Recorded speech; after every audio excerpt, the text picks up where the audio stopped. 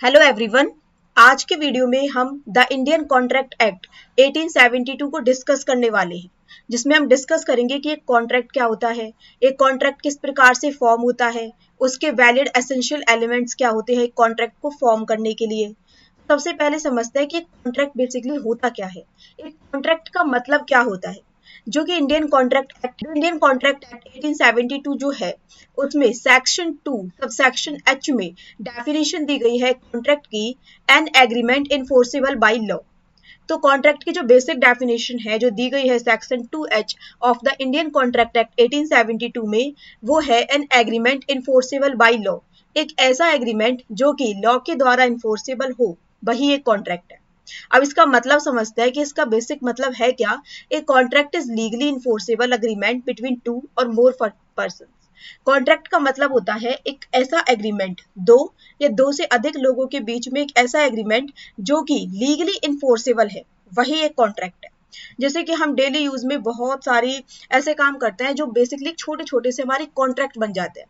जैसे कि मैं एक शॉपकीपर के पास गई और मैंने उससे चीनी ली, तो ये भी एक तरीके से एक कॉन्ट्रैक्ट है, क्योंकि यहाँ पर दो या दो से अधिक लोग हैं और उनके बीच में एक एग्रीमेंट हुआ कि मैंने उससे चीनी ली, उसने मेरे को चीनी दी, मैंने उसे उसके बदले में पैसे दिए, और ये लीगली इन्फोर्सेबल भी होता है। लेकिन ये बहुत ही छोटे छोटे से माइनर कॉन्ट्रैक्ट है। लेकिन अब हम कॉन्ट्रैक्ट का इसमें वाइड रूप में पढ़ेंगे कि बेसिक कॉन्ट्रैक्ट्स क्या होते हैं। It creates legal obligations. Contract जो होते हैं वो लीगल ऑब्लिगेशंस को क्रिएट करते हैं कि अगर आपने उस कॉन्ट्रैक्ट को फुलफिल नहीं किया, इसका मतलब है कि अगर someone doesn't follow the terms, the other person can go to the court. अगर उस कॉन्ट्रैक्ट को फुलफिल नहीं किया गया किसी एक पार्टी के द्वारा, तो उस पर्सन को आप कोर्ट में भी ले जा सकते हो। तो ये होता है एक कॉन्ट्रैक्ट। अब हम कॉन्ट्रैक्ट को और डीप में जाकर समझते हैं। तो जो कॉन्ट्रैक्ट है, जिस कॉन्ट्रैक्ट के बारे में हमने पढ़ा, कॉन्ट्रैक्ट की इसमें जो डेफिनेशन दी गई है an agreement enforceable by law, तो इसमें बेसिकली दो मेन चीजें आ रही हैं। सबसे पहले इसमें agreement and second is enforceable by law. जो कॉन्ट्रैक्ट है वो मिलकर बना है दो एसेंशियल एलिमेंट से। First is agreement and second is enforceability by law. तो कॉन्ट्रैक्ट का मतलब क्या हो गया, agreement plus enforceability by law. तो जब इन दो वर्ड से ये मिलकर बना है, तो सबसे पहले इन दोनों वर्ड्स को ही समझते हैं। सबसे पहला वर्ड है एग्रीमेंट। अब एग्रीमेंट क्या होता है, इसके डेफिनेशन दी गई है section 2 subsection E of the Indian contract act 1872। तो इसमें बताया गया है every promise and every set of promise forming the consideration for each other. मतलब एवरी प्रॉमिस, कोई भी अगर वादा हुआ या फिर वादों का एक बहुत सेट भी हो सकता है जो कि एक दूसरे के लिए कंसिडरेशन बना रहे हैं एक दूसरे के साथ, तो वो क्या है, वही एक एग्रीमेंट है। When the person to whom the proposal is made signifies his assent thereto, the proposal is said to be accepted. Proposal when accepted becomes a promise. तो एग्रीमेंट को बनाने के लिए बेसिकली हमें क्या, तो बेसिकली एक एग्रीमेंट के फॉर्मेशन के लिए क्या चाहिए, when the person to whom the proposal is made. तो इसमें क्या होगा, हमने किसी पर्सन के सामने एक प्रपोजल रखा, उस प्रपोजल को उस व्यक्ति ने एज इट इज एक्सेप्ट कर लिया, उसने अपनी सहमति उस प्रपोजल के लिए दे दी। The proposal is said to be accepted. उसने उस प्रपोजल को एक्सेप्ट किया, और जब उसने उस प्रपोजल को एक्सेप्ट किया तो ये एक प्रॉमिस बन गया। और जब ये प्रॉमिस बना, हमने एक दूसरे के लिए कंसिडरेशन तय की, तो ये प्रॉमिस जब हमने बना, every promise and every set of promise जो कि कंसिडरेशन को फॉर्म कर रहा है, वही एक एग्रीमेंट है। An agreement forms when two or more parties come to a mutual understanding about their rights and responsibilities. Agreement में basically दो चीजें involve होती है। First is offer, second is acceptance. Offer का मतलब क्या है, one party proposes terms. एक पार्टी है जो कि कुछ terms को propose कर रही है, that is called offer. एक एक्सेप्टेंस है, the other party agrees to those terms. जो दूसरी पार्टी है उसने उस टर्म्स को अग्री कर लिया कि हाँ मैं सहमत हूँ इस ऑफर के साथ, यही एक एक्सेप्टेंस है। तो एग्रीमेंट बेसिकली क्या हो गया, सबसे पहले एक ऑफर रखा गया, उस ऑफर को एक्सेप्ट कर लिया गया, तो ये एक एग्रीमेंट बन गया। एक एग्जाम्पल के साथ समझते हैं। ए ने बी से कहा कि मैं अपनी बाइसिकल 40,000 रुपए में बेचना चाहता हूँ। बी ने उस ऑफर को एक्सेप्ट कर लिया, मतलब ए ने बी के सामने ऑफर रखा कि वो अपनी बाइक को 40,000 रुपए में बेचना चाहता है। बी ने उस ऑफर को एक्सेप्ट कर लिया। ये क्या है, ये एक अग्रीमेंट बन गया। अब वो अग्रीमेंट जो है वो इन्फोर्सिबिलिटी बाय लॉ है। बी ने कह दिया कि ठीक है, मैं तुम्हारी बाइक खरीदने के लिए रेडी हूँ, तो ये लॉ के द्वारा इन्फोर्सेबल है। अगर ए ने बी को बाइक को दे दिया लेकिन बी ने ए को पैसे नहीं दिए हैं, तो वो उसको कोर्ट में ले जा सकता है कि इसने मेरे पैसे मुझको नहीं दिए हैं। तो इसने क्या किया, इसने कॉन्ट्रैक्ट फॉर्म कर दिया ए एंड बी के बीच में। तो बेसिकली कॉन्ट्रैक्ट क्या हो गया, जिसमें सबसे पहले आया एक एग्रीमेंट, और वो एग्रीमेंट था इन्फोर्सिबल बाय लॉ, तो ये हमारा फॉर्म हो गया कॉन्ट्रैक्ट। अब नेक्स्ट बात करते हैं कि इन्फोर्सिबिलिटी बाय लॉ क्या होता है। An agreement to become a contract must give rise to a legal obligation which means a duly enforceable by law। एक एग्रीमेंट को कॉन्ट्रैक्ट बनाने के लिए ये बहुत जरूरी है कि उसमें लीगल ऑब्लिगेशन हो। अगर एक एग्रीमेंट है, मतलब जो जो एग्रीमेंट के बारे में हमने जो कुछ भी पढ़ा कि प्रॉमिस किया हमने किसी से एक दूसरे के बदले में, उसमें कुछ कंसिडरेशन भी हो सकता है, सामने वाले व्यक्ति ने उस ऑफर को एक्सेप्ट भी कर लिया, तो वो एग्रीमेंट बन गया। लेकिन एग्रीमेंट को कॉन्ट्रैक्ट बनाने के लिए उसे लीगली ऑब्लिगेशन भी उसमें होनी चाहिए। जब ये अगर उसमें लीगल ऑब्लिगेशन है तब यह इन्फोर्सेबल बाय लॉ बन जाता है। Not all agreements are legally bind. जितने भी, मतलब जरूरी नहीं है कि सारे ही एग्रीमेंट्स लीगली बाइंडिंग हो। The agreement must comply with legal requirements. अगर कोई एग्रीमेंट लीगल रिक्वायरमेंट्स के साथ कंप्लाई नहीं कर रहा है तो वो बेसिकली एक कॉन्ट्रैक्ट भी फॉर्म नहीं कर रहा है, वो केवल और केवल एक अग्रीमेंट है। तो एग्रीमेंट को कॉन्ट्रैक्ट बनाने के लिए उसमें जो लीगल रिक्वायरमेंट्स होती है, लाइक लॉफुल ऑब्जेक्ट होना चाहिए, लीगल कैपेसिटी होनी चाहिए पार्टीज की, वैलिड कंसिडरेशन होना चाहिए, ईटीसी। जैसे कि एक contract to buy and sell legal goods is enforceable. अगर एक पर्सन, दो पर्संस के बीच में कॉन्ट्रैक्ट हुआ जो कि लीगल गुड्स को सेल या बाई कर रहे हैं तो ये लॉ के द्वारा इन्फोर्सेबल है। तो ये क्या है, इस एग्रीमेंट ने जब लॉ के द्वारा ये इन्फोर्सेबल हो गया तो ये एक कॉन्ट्रैक्ट बन गया। A contract to do something illegal is not enforceable by law. लेकिन ए और बी के बीच में एक कॉन्ट्रैक्ट हुआ कि वो ड्रग्स को आपस में सेल कर रहे हैं। ए ने बी से कहा कि मैं इतने रुपए में इतने ड्रग्स तुम्हें सेल करना चाहता हूँ, बी ने उस ऑफर को एक्सेप्ट कर लिया, वो एक एग्रीमेंट बन गया। लेकिन उसमें क्या हुआ, क्योंकि एक इलीगल चीज है, अगर बी ने ए की पेमेंट नहीं की तो वो उसे कोर्ट में नहीं ले जा सकता, उसके अगेंस्ट कोई केस नहीं कर सकता, क्योंकि एक कॉन्ट्रैक्ट नहीं था, क्योंकि एक इलीगल चीजों का वो सौदा कर रहे थे, तो ये लॉ के द्वारा ही इन्फोर्सिबल नहीं था। तो इसलिए contract is equal to agreement plus enforceability by law, जाकर बनता है ये कॉन्ट्रैक्ट। ठीक है। Simple words, when two people agree on something and the law says yes, the agreement is valid, then it becomes a contract। साधारण शब्दों में हम कह सकते हैं जब दो लोग किसी एक चीज के लिए सहमत हो जाए और लॉ कहता है कि हाँ यह अग्रीमेंट वैलिड है, तब यह कॉन्ट्रैक्ट बन जाता है। बस सिंपल भाषा में कॉन्ट्रैक्ट का मतलब है जब दो लोग एक किसी बात पर सहमत होकर एक अग्रीमेंट बनाते हैं और लॉ भी इस बात को कहता है कि ये बिल्कुल ठीक है, ये बिल्कुल अपनी सहमति जता दे, तब ये कॉन्ट्रैक्ट बन जाता है। एक एग्जाम्पल लेके चलते हैं। Imagine A agrees to sell his bike to B for 20,000 rupees. B agrees and promise to pay 20,000 rupees. Imagine कीजिए ए ने बी को 20,000 रुपए की बाइसिकल बेचने के लिए बोला। बी ने अग्री कर लिया, मतलब ए ने बी के सामने ऑफर रखा कि उसे अपनी बाइसिकल 20,000 रुपए में बी को बेचनी है। बी ने उस ऑफर को एक्सेप्ट कर लिया एंड उसे प्रॉमिस किया कि वो उसे 20,000 रुपए पे कर देगा। तो ये क्या है, ये कॉन्ट्रैक्ट बन गया जिसमें कौन कौन सी हमारी टर्म्स थी, दोनों शामिल, दोनों की सहमति थी। इसमें एक ऑफर भी था, एक एक्सेप्टेंस भी था, एक कंसिडरेशन था। मतलब कंसिडरेशन का मतलब होना चाहिए कि उसमें इन रिटर्न आप कुछ दे रहे हो, इन रिटर्न आप 20,000 रुपए दे रहे हो, तो ये कंसिडरेशन भी था। ये लीगली अलाउड भी है, बाइक को सेल करना, बेचना, खरीदना। तो ये इसने क्या किया, इसने कॉन्ट्रैक्ट को फॉर्म कर दिया। तो ये होता है हमारा कॉन्ट्रैक्ट। समझते हैं कि कॉन्ट्रैक्ट मतलब किस किस प्रकार से मिलकर बना होता है, कॉन्ट्रैक्ट में बेसिकली होता क्या क्या है। तो कॉन्ट्रैक्ट में तीन बेसिक एलिमेंट्स होते हैं। सबसे पहला इसमें आता है एलिमेंट्स कौन कौन से हैं कॉन्ट्रैक्ट के, फिर हम पढ़ेंगे कॉन्ट्रैक्ट के एसेंशियल्स क्या कौन कौन से हैं, फिर हम पढ़ेंगे कि कॉन्ट्रैक्ट के टाइप्स कौन कौन से हैं। एलिमेंट्स जो हमने पढ़ा कॉन्ट्रैक्ट के, जो बेसिक एलिमेंट्स हैं, agreement plus enforceability of law. मतलब कॉन्ट्रैक्ट कब बनेगा, जब एक एग्रीमेंट लॉ के द्वारा इन्फोर्सिबल हो जाएगा तब एक कॉन्ट्रैक्ट बन जाएगा। अब अग्रीमेंट में भी हमने पढ़ा कि इसमें एक ऑफर होना चाहिए, एक एक्सेप्टेंस होनी चाहिए। ऑफर के लिए क्या जरूरी है कि वो लीगल रूल्स को फॉलो करे। काइंड्स ऑफ ऑफर के बारे में हम पढ़ेंगे, एसेंशियल्स क्या होंगे प्रपोजल के, एंड कम्युनिकेशन ऑफ ऑफर के बारे में हम आगे पढ़ेंगे। एक्सेप्टेंस में लीगल रूल्स होंगे एक वैलिड एक्सेप्टेंस के, कम्युनिकेशन ऑफ एक्सेप्टेंस होगा। ठीक है। कुछ बातें जो हमें हमेशा एक कॉन्ट्रैक्ट के बारे में जब हम पढ़ें तो हमें याद रखनी चाहिए। First is all contracts are agreements but not all agreements are contract. सभी कॉन्ट्रैक्ट एग्रीमेंट्स तो हैं लेकिन सभी एग्रीमेंट्स कॉन्ट्रैक्ट नहीं है। इसका मतलब क्या है कि कोई भी एक बेसिक सा कॉन्ट्रैक्ट है, मतलब ए ने बी को बाइक के लिए अग्री किया, बी अग्री हो गया, उसने उसको पेमेंट कर दी, तो ये एक अग्रीमेंट भी था और कॉन्ट्रैक्ट भी था। ठीक है भाई, कॉन्ट्रैक्ट था तो पहले एग्रीमेंट ही बना होगा।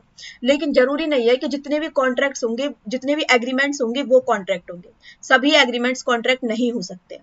तो ये होता है हमारा All contracts are agreement, but not all agreements are contract. Every contract starts as an agreement, but only those enforceable by law becomes contract. Agreement of a social और domestic nature are not contract. अगर कोई agreement हो रहा है लेकिन वो social या domestic nature का है तो वो कॉन्ट्रैक्ट नहीं है. These do not intend to create legal obligations. क्योंकि ये जब कॉन्ट्रैक्ट बनते हैं तो ये लीगल ऑब्लिगेशंस को क्रिएट करने के लिए नहीं बनते. For example, a promise with friends to for lunch is not legally enforceable. A ने बी को बोला कि आज रात तुम्हें मेरे घर पर डिनर के लिए आना है. तो ये यहाँ पर बी ने एक्सेप्ट कर लिया कि ठीक है मैं तुम्हारे घर पर डिनर के लिए आ जाऊंगा. तो यहाँ पर एक ऑफर भी था, एक एक्सेप्टेंस भी था, मतलब ये एक एग्रीमेंट बन गया ए और बी के बीच में. लेकिन बी ए के घर पर रात को डिनर के लिए नहीं गया. तो ऐसा नहीं है कि ए बी को स्यू कर सकता है कोर्ट में, वो ऐसा नहीं कर सकता क्योंकि ये एक सोशल या डोमेस्टिक नेचर का कॉन्ट्रैक्ट था. इसका इंटेंशन जो था वो लीगल ऑब्लिगेशंस क्रिएट करना नहीं था. सो इसलिए जो ये एग्रीमेंट है ये कॉन्ट्रैक्ट नहीं है. Next, status obligations are not contracts. अगर कुछ ऐसे कॉन्ट्रैक्ट्स हैं जो कि स्टेटस ऑब्लिगेशन से रिलेटेड है तो वो भी कॉन्ट्रैक्ट नहीं होंगे. Obligations like maintenance of wife and children, example given under court orders, arise from law not from a mutual agreement. Like एक हस्बैंड को एक ड्यूटी मिली है कि उसे अपनी वाइफ एंड चिल्ड्रन का जो मेंटेनेंस देना है, ये कोई कॉन्ट्रैक्ट नहीं है. मतलब ये वाइफ एंड हस्बैंड के बीच में कोई कॉन्ट्रैक्ट नहीं हुआ है, ये सिर्फ और सिर्फ लॉ की वजह से अराइज हुआ था, ये म्यूचुअल एग्रीमेंट से अराइज नहीं हुआ है. तो स्टेटस ऑब्लिगेशंस भी कॉन्ट्रैक्ट नहीं होते. नेक्स्ट हम बात करेंगे कि वैलिड कॉन्ट्रैक्ट के एसेंशियल्स कौन कौन से होते हैं. मतलब एक कॉन्ट्रैक्ट को वैलिड बनाने के लिए कौन कौन से मुख्य एसेंशियल्स होते हैं जो कि उस कॉन्ट्रैक्ट को वैलिड कॉन्ट्रैक्ट बनाते हैं. As given by section 10 of the act, कुछ ऐसे इसमें एसेंशियल एलिमेंट्स हैं जो कि सेक्शन 10 में दिए गए हैं और कुछ ऐसे एसेंशियल एलिमेंट्स हैं जो सेक्शन 10 में नहीं दिए गए हैं लेकिन फिर भी वो बहुत ज्यादा इंपॉर्टेंट है. सबसे पहले हम बात करेंगे कुछ ऐसे एसेंशियल एलिमेंट्स के बारे में जो सेक्शन 10 में नहीं दिए गए हैं लेकिन फिर भी वो बहुत ज्यादा इंपॉर्टेंट है. So there are certain other sections which also contain requirement for an agreement to be enforceable. जैसे कि जब एक कॉन्ट्रैक्ट बनेगा तो उसमें 2 पार्टीज होनी चाहिए, इंटेंशन होना चाहिए लीगल रिलेशनशिप क्रिएट करने का, उसमें लीगल फॉर्मेलिटीज को फुलफिलमेंट होना चाहिए, सर्टेनिटी होनी चाहिए, पॉसिबिलिटी ऑफ परफॉर्मेंस होना चाहिए. उनका मतलब क्या है? 2 पार्टीज का मतलब है कि जब एक कॉन्ट्रैक्ट बनेगा तो उसमें एटलीस्ट 2 पार्टीज शामिल होनी चाहिए. एक व्यक्ति अपने आप ही मतलब अपने साथ ही एक कॉन्ट्रैक्ट को फॉर्म नहीं कर सकता. There must be at least 2 parties, one making the offer and the other accepting it. जिसमें 2 पार्टीज होंगी जिसमें एक पार्टी जो है वो ऑफर दे रही है एंड सेकंड पार्टी उस ऑफर को एक्सेप्ट कर रही है, तब जाकर वो एक वैलिड कॉन्ट्रैक्ट बनेगा. ए कॉन्ट्रैक्ट में be made by natural persons and by other persons having legal existence. जो कॉन्ट्रैक्ट है वो नेचुरल पर्सन्स जैसे कि कोई मतलब हम सब नेचुरल पर्सन्स हैं उनके द्वारा भी बनाया जा सकता है और by other persons having legal existence. Companies के बारे में आपको पता होगा कि company is a legal person, तो जो कंपनी है वो भी कॉन्ट्रैक्ट बना सकती है, यूनिवर्सिटीज बना सकती हैं. The seller and the buyer must be 2 different persons because a person cannot buy his own goods. जो सेलर और बायर हैं वो 2 डिफरेंट पर्सन्स होने चाहिए. ऐसा नहीं है कि मैं अपने आप को ही सामान बेच रही हूँ, अपने आप से ही मैं सामान खरीद रही हूँ, तो वो 2 डिफरेंट पर्सन्स होने चाहिए. For example, A offers to sell his car to B for 1 lakh rupees. B accepts. 2 parties involved. A ने बी को बोला कि मैं अपनी जो कार है वो तुम्हें 1 लाख रुपए में बेचना चाहता हूँ. बी ने इस ऑफर को एक्सेप्ट कर लिया. तो इसमें क्या था, इसमें 2 पार्टीज इन्वॉल्व थी, तो ये एक वैलिड कॉन्ट्रैक्ट बनेगा. सेकंड एग्जांपल है, A writes in his diary I will give my bike to myself. A ने अपनी डायरी में लिखा कि मैं अपनी बाइक को अपने आप को दूंगा, तो वो अपने आप के साथ ही वो कॉन्ट्रैक्ट बनाने की सोच रहा है. लेकिन वो एक वैलिड कॉन्ट्रैक्ट नहीं बन सकता क्योंकि इसमें 2 पार्टीज नहीं है, सेम पर्सन है इसमें दोनों साइड्स, तो एक वैलिड कॉन्ट्रैक्ट नहीं है. सेकेंड एलिमेंट है, parties must intend to create legal obligations. जो पार्टीज हैं उनका जो इंटेंशन होना चाहिए वो होना चाहिए लीगल ऑब्लिगेशंस को क्रिएट करना. There must be an intention on the part of the parties to create legal relationship between them. Social and domestic type of agreement are not enforceable in court of law and hence do not result into contracts. अगर कोई ऐसे agreement है जो कि social या domestic type के हैं और तो वो इन्फोर्सेबल नहीं होंगे बाय लॉ, और तो इसकी वजह से वो कॉन्ट्रैक्ट भी नहीं बन पाएंगे. For example, A promises to take B to the movies. Later he refuses. It's a social promise, not legally binding. ए ने बी को प्रॉमिस किया कि मैं तुम्हें मूवी दिखाने के लिए लेकर जाऊंगा, लेकिन बाद में उसने इनकार कर दिया. तो ऐसा नहीं है कि बी ए को कोर्ट में स्यू कर देगा कि मुझे मूवी दिखाने नहीं लेके गया, क्योंकि ये एक सोशल प्रॉमिस था, ये लीगली बाइंडिंग नहीं था. नेक्स्ट एग्जाम्पल है A sold goods to B on a condition that he must pay for the amount of goods within 30 days. Here A intended to create legal relationship with B. Hence it is a contract.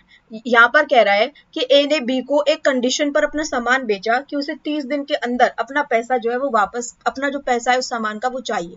ए ने यहाँ पर एक legal relationship, मतलब कि ये enforceable by law है. मतलब अगर बी ने ए को 30 दिन के अंदर उसके पैसे वापस नहीं किए तो वो उसे कोर्ट में स्यू कर सकता है.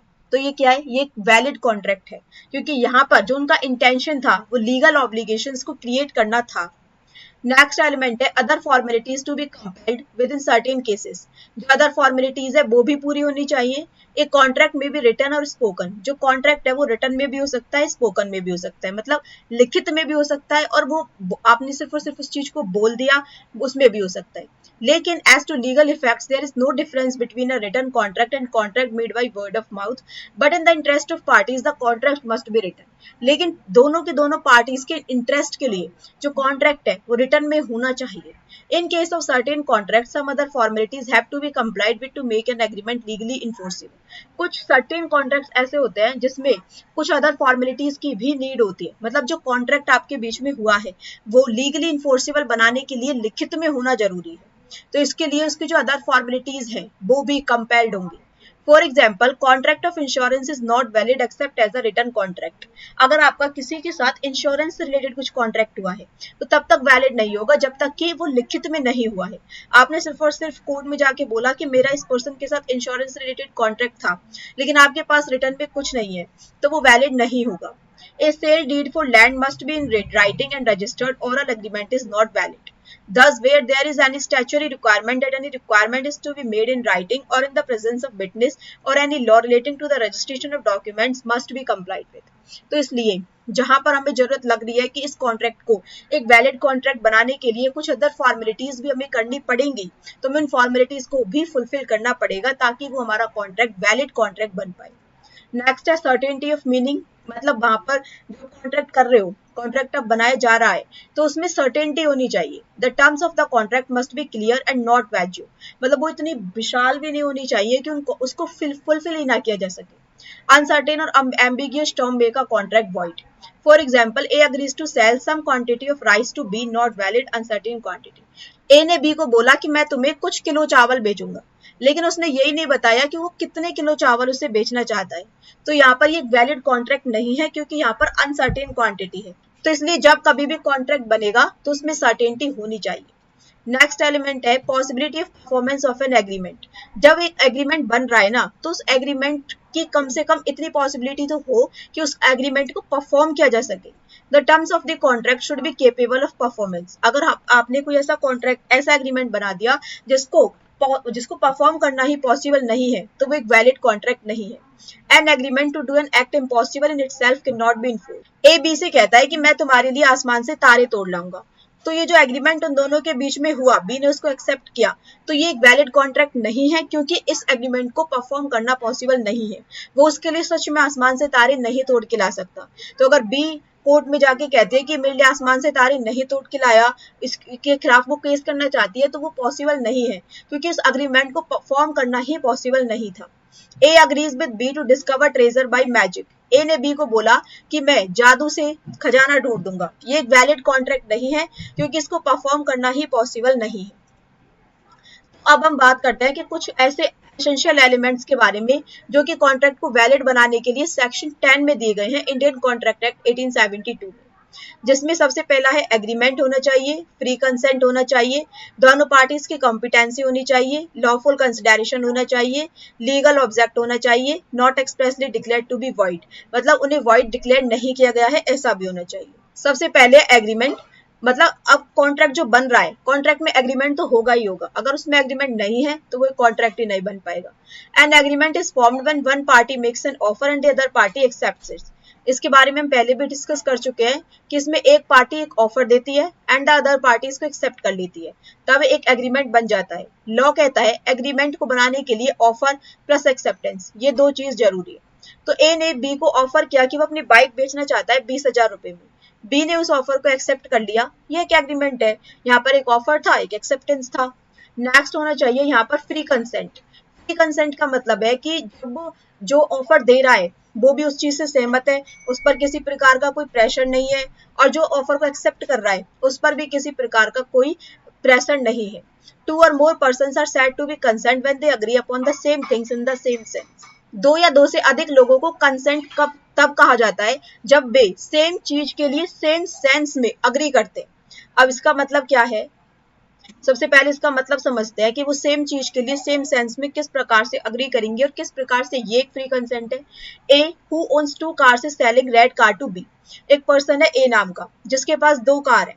ए ने बी को बोला कि मैं अपनी कार बेचना चाहता हूँ। बी सोच रहा है कि वो ब्लैक कार को खरीद रहा है, लेकिन ए सोच रहा है कि मैं अपनी रेड कार को बेच रहा हूँ, लेकिन उसने उसे ये नहीं बताया कि वो उसे कौन सी वाली कार बेच रहा है। तो यहाँ पर क्या है, वो एक सेम थिंग के लिए सहमत नहीं है, सेम सेंस में वो सहमत नहीं है, तो ये एक वैलिड कॉन्ट्रैक्ट नहीं है। There is no consensus at item and hence no contract. तो यहाँ पर दोनों की आपसी सहमति ही नहीं है, क्योंकि वो एक सेम थिंग सेम सेंस में एग्रीमेंट नहीं कर रहे हैं, तो ये एक वैलिड कॉन्ट्रैक्ट नहीं बनाएगा। This can also be understood as identity of item in understanding the term which consensus ad item and consent should be free। जो consent है वो free होनी चाहिए। इसका मतलब क्या है, consent would be considered as free consent if it is not caused by coercion। मतलब अगर किसी के साथ जबरदस्ती करके कॉन्ट्रैक्ट बनाया जा रहा है तो वो एक वैलिड कॉन्ट्रैक्ट नहीं बनेगा। अगर वो किसी के अनड्यू इन्फ्लुएंस में आके बनाया जा रहा है तब नहीं बनेगा। अगर आप किसी के साथ फ्रॉड करके बना रहे हो तब नहीं होगा, मिसरिप्रेजेंटेशन से नहीं होगा और मिस्टेक से नहीं बनेगा। फॉर एग्जाम्पल, ए ने बी को गन पॉइंट पर फोर्स किया एक कॉन्ट्रैक्ट को साइन करने के लिए। मतलब ए ने बी को फोर्स किया उसके माथे पर गन रखकर कि उसे इस कॉन्ट्रैक्ट को साइन करना होगा वरना वो उसे मार देगा। तो एक वैलिड कॉन्ट्रैक्ट नहीं है क्योंकि ये अंडर कोएर्जन किया गया है। Not valid, consent was not free. Next है कैपेसिटी ऑफ द पार्टीज। मतलब जब एक वैलिड कॉन्ट्रैक्ट बनेगा तो यहाँ पर जो पार्टीज है उनकी कैपेसिटी होनी चाहिए उस कॉन्ट्रैक्ट को फुलफिल करने के लिए। अब इसका क्या मतलब है, means the legal ability of a person to enter into a valid contract. इस एक कॉन्ट्रैक्ट को वैलिड बनाने के लिए जो पार्टीज उस कॉन्ट्रैक्ट में इंक्लूडेड है उनकी कैपेसिटी भी होनी चाहिए कि वे कॉन्ट्रैक्ट बना भी सकते हैं। अब जो सेक्शन 11 है इंडियन कॉन्ट्रैक्ट एक्ट 1872 का, वो स्पेसिफाई करता है that every person is competent to contract who is the age of majority according to the law to which he is subject. मतलब कि वो मेजर एज का होना चाहिए, 18 साल से ऊपर का होना चाहिए। अगर कोई पर्सन 18 साल से नीचे का है तो वो एक कॉन्ट्रैक्ट नहीं बना सकता। वो एक साउंड माइंड का होना चाहिए। मतलब अगर एक पर्सन लुनेटिक है या मैड है, पागल है, तो वो एक कॉन्ट्रैक्ट नहीं बना सकता। Is not otherwise disqualified from contracting by any law to which he is subject. अगर वो लॉ के द्वारा ही डिस्क्वालिफाइड पर्सन है तो वो एक कॉन्ट्रैक्ट नहीं बना सकता। A person competent to contract must fulfill all the above three qualifications. Next है क्वालिफिकेशन ए का मतलब है था जिसमें refers to the age of contraction person. The person entering into the contract must be of 18 years of age. Person जो है 18 years का होना चाहिए। क्वालिफिकेशन बी कहती है person to be of sound mind. जो पर्सन है वो साउंड माइंड का होना चाहिए। He should be in his senses so that he understands the implication of the contract at the time of entering into a contract. वो अपने senses में होना चाहिए। मतलब जब वो कॉन्ट्रैक्ट को बना रहा है, हो सकता है कि वो ड्रिंक पर्सन से आप एक कॉन्ट्रैक्ट साइन करवा रहे हो तो वो अपने सेंसेस में ही नहीं था, तो इसका मतलब है कि वैलिड कॉन्ट्रैक्ट ही नहीं बनेगा। ए lunatic, an idiot, a drunken person or under the influence of some intoxicant is not supposed to be a person of sound mind. Qualification सी क्या कहती है, requires that a person entering into a contract should not be disqualified by his status. इसका मतलब ये है कि जो पर्सन है वो अपने स्टेटस से डिस्क्वालिफाई नहीं होना चाहिए। Such person are an alien enemy. अब एलियन एनिमी का क्या मतलब है कि हमारी किसी कंट्री के साथ लड़ाई हुई पड़ी है, लॉ ने कहता, गवर्नमेंट ने बोल दिया है कि आप इस कंट्री के पर्सन के साथ कोई भी कॉन्ट्रैक्ट नहीं बना सकते, तो वो एक एलियन एनिमी है और हमने उसी देश के साथ कुछ व्यापार कर लिया तो वो कॉन्ट्रैक्ट नहीं बनाएगा, एक वैलिड कॉन्ट्रैक्ट नहीं होगा क्योंकि वो एक एलियन एनिमी है। जैसे कि foreign sovereigns, convicts etcetera, they are disqualified unless they fulfil certain formalities required by law. Next है कंसिडरेशन होना चाहिए। It is refer to as quid pro quo. इसका मतलब है कि जब भी एक कॉन्ट्रैक्ट बनेगा तो उसमें समथिंग इन रिटर्न जरूर होना चाहिए, चाहे वो सर्विस हो, पैसे हो, कुछ भी हो सकता है। A valuable consideration in the sense of law may consist either in some right, interest, profit or benefit acquiring to one property or some forbearance, detriment, loss or responsibility given, suffered or undertaken by the other. Each party must give something in return is called consideration. चाहे वो money हो, service हो, product हो। A agrees to sell his books to B for 100 rupees. A ने B को बोला कि वो अपनी बुक्स को 100 रुपए में उसे बेचना चाहता है, तो यहाँ पर 100 रुपए एक कंसिडरेशन है। नेक्स्ट है लॉफुल कंसिडरेशन। हमने कंसिडरेशन की बात कर ली, लेकिन जो कंसिडरेशन है वो लॉफुल होना चाहिए। अगर वो अनलॉफुल है या फिर उस एग्रीमेंट का जो ऑब्जेक्ट है वो ही अनलॉफुल है तो वो एक कॉन्ट्रैक्ट नहीं बनेगा। सेक्शन 23 कहता है दैट कंसिडरेशन और object is not lawful if it is prohibited by law. अगर लॉ ने किसी चीज के लिए मना कर रखा है और आप उसी चीज को एज अ कंसिडरेशन यूज कर रहे हो तो एक वैलिड कॉन्ट्रैक्ट नहीं बनेगा, मतलब एक तरीके से वो फ्रॉड माना जाएगा। A agrees to sell his house to B against 100 kgs of cocaine.